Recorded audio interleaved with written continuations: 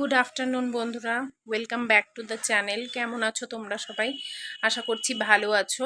আর আমিও এখন ভালো আছি, সুস্থ আছি। তো আজকে হচ্ছে শুক্রবার, 7 তারিখ। আজকে থেকে ভিডিওটা আবার শুরু করছি। গত 29 তারিখ অবধি ভিডিও করেছিলাম, তারপর আর ভিডিও করিনি। তোমরা সবাই জানো যে 29 তারিখে আমার অপারেশন হয়েছিল। তো তারপর আর কিছু সেভাবে শ্যুট করিনি, বা শরীরটা একটু খারাপ ছিল। খুব একটা খারাপ ছিল এটাও বলবো না। অপারেশন হলে যেরকম একটা হয় আর কি, ছোটোখাটোই অপারেশন, এমন কিছু বড় তো না। তবু অ্যানাস্থেসিয়া দিয়েছিল, সেদিন একটা ঘুম ঘুম ভাব ছিল। তো তারপর দিন ছুটি দেওয়ার কথা ছিল কিন্তু দেয়নি। তারপর দিন একটু অবজারভেশনে রেখেছিল। তারপর ফ্রাইডে মানে 31 তারিখে আমাকে ছুটি দিয়েছিল। তো 31 তারিখে আমি বাড়ি এসেছি, মানে শুক্রবার, গত শুক্রবারে বাড়ি এসেছি। বাড়ি এসে তো ওই কয়দিন বলেছিল স্নান করতে না, যেহেতু আমার সব ওই ব্যান্ডেজগুলো লাগানো ছিল। তো তার জন্য বলেছিল 7 দিন পর সেলাই কাটবে, স্নান করতে না করেছিল, গা স্পঞ্জ করতে বলেছিল। কিন্তু খুব একটা ওয়েদার খারাপও ছিল না এই কয়দিন, যেহেতু তোমার বৃষ্টি হচ্ছে, তো একটু ঠান্ডা ঠান্ডা ওয়েদার ছিল। আজকে যেরকম বেশ একটু গরম পড়েছে, তো এই কয়েকদিন ওয়েদারটা খুব বেশ ভালো ছিল। তো তার জন্য সেভাবে একটা আমার প্রবলেম হয়নি। তো গা পুরো স্পঞ্জ করেছি। তো তারপর এই ওয়েনেসডে মানে ক তারিখ হচ্ছে, 5 তারিখ, 5 তারিখে আমার সেলাই কেটেছে। ডক্টর বলেছিল 7 দিন পরে, মানে 5 তারিখে যেতে। তো 5 তারিখে গিয়েছিলাম, 5 তারিখে আমার সেলাই কেটেছে। সেলাই কাটার পর একটা মলম দিয়েছে, আর বলেছিল 5 তারিখে সেলাই কাটার পর পরদিনই, মানে বুধবারে যেহেতু সেলাই কেটেছে, বৃহস্পতিবার দিন বলেছিল কোনোভাবে যেন ওই সেলাইয়ের জায়গাগুলোতে যেন জল না লাগে। তো বৃহস্পতিবার ছেড়ে আজকে আমি বেশ শ্যাম্পু ট্যাম্পু করে খুব ভালো করে আরামে স্নান করেছি। আর এখনও মোটামুটি ঠিকই আছি, ভালোই আছি, খুব একটা সেরকম কোনো অসুবিধে নেই আমার। একটু একটু হালকা একটু ব্যথা কদিন ছিল, যেহেতু ব্যান্ডেজগুলো ছিল, সেজন্য একটু শুতে অসুবিধা হতো, পাশ ফিরতে একটু অসুবিধা হতো। এটা তো স্বাভাবিক, সবারই হবে। আর যত ছোট অপারেশনই হোক না কেন, একটু একটু ব্যথা তো থাকবেই।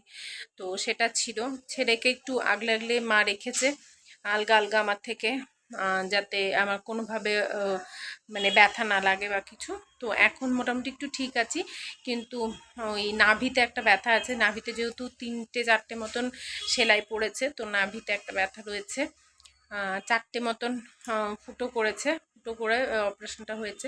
তো তার মধ্যে নাভিতে একটা করেছে, যেটার ব্যথাটা একটু রয়েছে। 3-4টে সেলাই ওখানেই পড়েছে। আর 3টের মধ্যে একটা জায়গায় 2টো পড়েছে, আর একটা জায়গায়, আর 2টো জায়গায় একটা একটা করে সেলাই পড়েছে, এই আর কি। তো এখন একটু সুস্থ আছি। ওষুধ দিয়েছে, আয়রনের দিয়েছে, ভিটামিনের ওষুধ দিয়েছে, আর মলম দিয়েছে লাগানোর জন্য।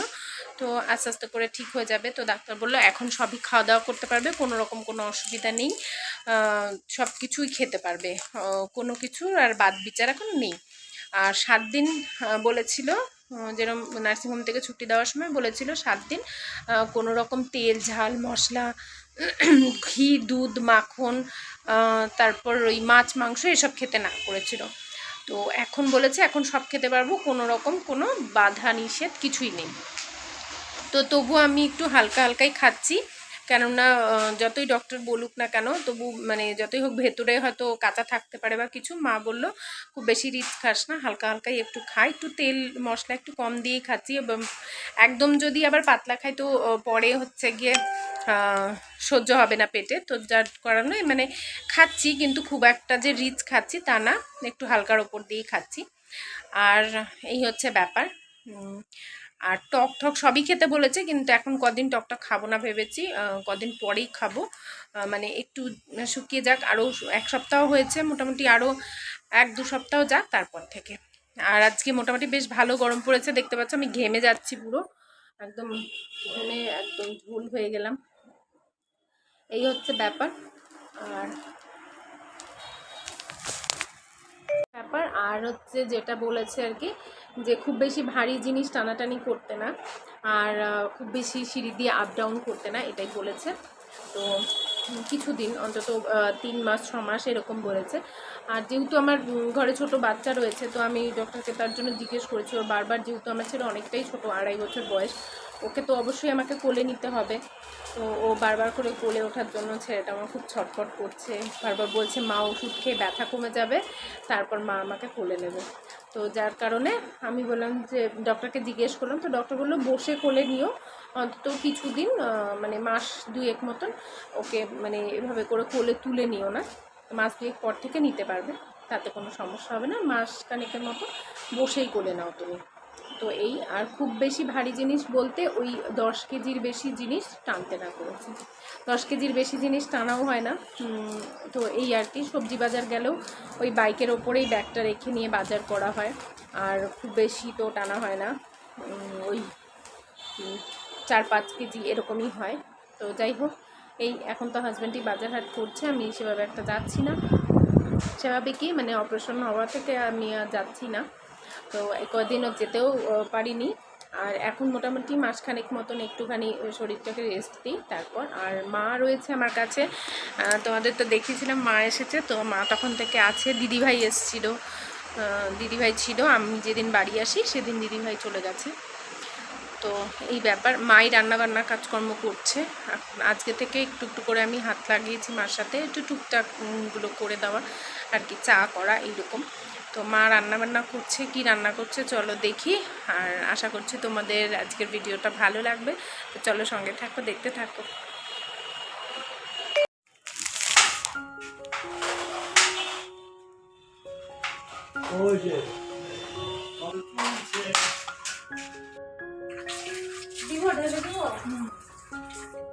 দাদু নাতিতে ওইদিকে খেলাধুলা করছে আর মা এখানে রান্না বসিয়ে দিয়েছে। তো আমি একটু মার সাথে এখন একটা জিনিস একটু হেল্প করে দিই। এই কয়েকদিন তো শুয়ে বসেই ছিলাম, এখন একটু সুস্থ হয়েছি, সেলাইটাও কেটেছে, একটু ব্যথাগুলোও কমেছে। তো তার জন্য আর এখানে আজকে রান্না করছে মা ভেটকি মাছ।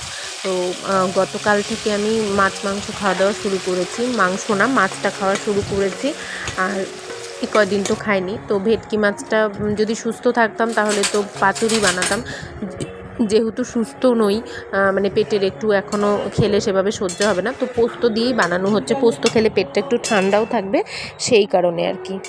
আর রান্নার লোক প্রচুর খুঁজেছি, কিন্তু রান্নার লোক সেভাবে একটা পাইনি। 1-2 জন পেয়েছিলাম, কিন্তু তাদের হাতে রান্না খেতে পাচ্ছি না আমরা, তো তার জন্য মাই রান্না করছে।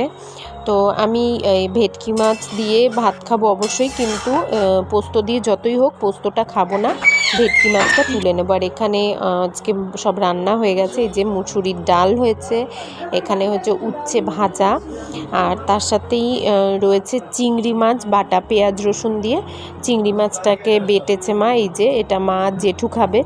এখানে রয়েছে আলু সেদ্ধ, বাটার আর লবণ দিয়ে মাখা, যেটা ছেলে খাবে, আমি খাবো, হাজব্যান্ড খাবে। আর এখানে রয়েছে ভেটকি মাছ। তো ভেটকি মাছটা কিন্তু আমি ঝোলটা খাবো না, বাটাটা খাবো। আর এখানে জেঠুর ভাতটা বেড়ে নিচ্ছি, জেঠুকে এখন খেতে দিয়ে দেবো। দুপুরবেলা খাওয়া দাওয়া করে একটু শুয়ে পড়েছিলাম, ওষুধগুলো খাচ্ছি তো যার জন্য একটু ঘুমিয়ে পড়েছিলাম। সচরাচর আমি দুপুরবেলাটা ঘুমোই না, হয় মোবাইল ঘাঁটি, মোবাইলটাই ঘাঁটি সাধারণত, কিছুক্ষণ শুয়ে থাকি, মোবাইল ঘাঁটি, মা হোক বা হাজব্যান্ড হোক যেই থাকুক তাদের সাথে কথা বলি। তো এভাবেই আমার সময়টা কেটে যায়, কিন্তু ঘুমাই না আমি দুপুরবেলায়, কোনো দিনই সেভাবে আমি একটা ঘুমাই না। কিন্তু এখন কদিন হলো ঘুমাচ্ছি, কারণ ওষুধগুলো খাচ্ছি তো, ওষুধের একটা অ্যাকশন তো থাকেই, একটা ঘুম ঘুম ভাব থাকে। অ্যান্টিবায়োটিক রয়েছে, তারপর ওই আয়রনের ওষুধ রয়েছে, ভিটামিন রয়েছে, তো এগুলো খেলে একটু ঘুম ঘুম ভাব আসে। তো যার জন্য দুপুরবেলা ঘুমিয়ে পড়েছিলাম। তো ঘুম থেকে উঠে এখন সন্ধ্যাবেলায় সন্ধ্যা দিয়ে নিচ্ছি, হাজব্যান্ড এখনই আসবে, চা বানাবো। আর এখানে দেখো, এবার তো আর যেতে পারিনি, অন্যান্যবার রিলায়েন্সে যাই, যেগুলো রিলায়েন্স থেকে আনার ওগুলো নিয়ে আসি, আর বাকিগুলো আমাদের একটা গ্রসারি দোকান ঠিক করা রয়েছে, সেখানে অর্ডার করে দিই। তো সেখানে অর্ডার করেছিলাম, ওই জিনিসগুলো এসছে। আর রিলায়েন্স থেকে তেল যেগুলো নেই আমি প্রত্যেক মাসে, সেগুলো আর এবার যেতে পারিনি জন্য অনলাইনে অর্ডার করে দিয়েছি, সব চলে এসছে। আর এখানে এসছে গোটা ধনে, চিনি, বেসন, মানে যেগুলো আর কি সংসারে লাগে, মুসুর ডাল, ছোলার ডাল। তো তো ছাতু রয়েছে, সুজি রয়েছে। ছাতুটা বাড়ন্ত হয়ে গেছিলো, মানে প্রত্যেক মাসেই আমাকে ছাতুটা এনে রাখে আমি এখন গরমের মধ্যে। 2 রকমের পেস্ট এনেছি। আর এই তো লবণ টবণ এগুলো যে যা আর কি সংসারে লাগে সেই সব জিনিসগুলো এনেছি। এগুলো তুলতে হবে এখন, আস্তে আস্তে করে চেষ্টা করব তোলার। বেশি ঝুঁকে কাজ করতে না করেছে, বেশি ভারী কাজ করতে না করেছে ডক্টর। তো তার জন্য একটু ধীরে সুস্থে করেই করছি, যেটুকুন পারছি করছি, যেটুকু পারবো না করব না। আর এই গোটা মশলাগুলো আনার কারণ হচ্ছে আমি তোমরা বাড়িতে জানো যে আমি বাড়িতেই গোটা মশলাগুলো পিষে রাখি। আর এখানে নিয়েছি একটা চা পাতা, টাটা টি প্রিমিয়াম, কিন্তু খুব ভালো চা পাতাটা। এর আগের মাস থেকে আমি ইউজ করছি। আগে পড়ো। ABC the cats in the cupboard and এবার টুইঙ্কেল বলো, শুকনো করে বলো। Twinkle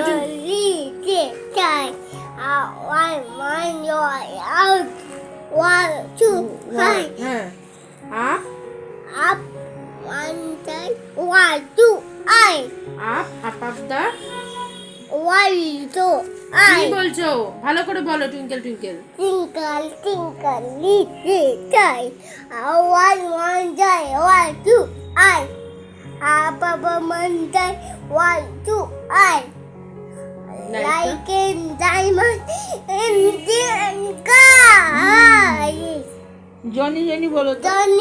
Donny, let Papa sing to the Papa. ভালো করে ইটিং সুগার। এখানে ওকে আমি পড়াতে বসিয়েছি, ও কিছুতেই পড়বে না, চলে যাচ্ছে। ও একটুখানি পড়বে, তো জোর করে একটু পড়িয়েছি। আর এই রাইমসগুলো ও পারে, তবু ঢং করছে, বলবে না কিছুতেই, এই আর কি। আর মাকে দেখে আরও বেশি দুষ্টুমি করছে। আর মা এদিকে বানিয়েছিল একটু আমের আচার, এগুলো আমাদের গাছেরই আম। এই আমের আচার আজকে বানাচ্ছিল মা।